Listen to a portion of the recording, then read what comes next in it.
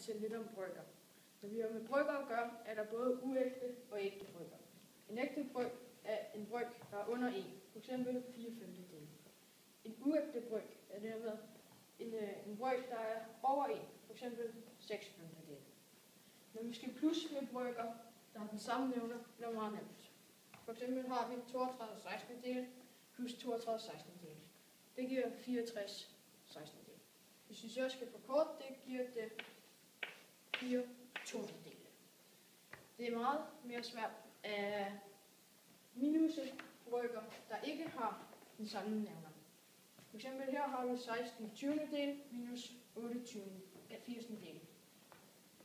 Så derfor skal vi forkorte eller forlænge en af brøkerne. Vi vælger så at forkorte 8/80.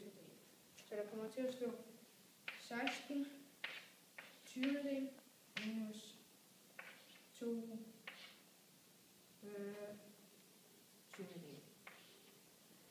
Og så bliver det 14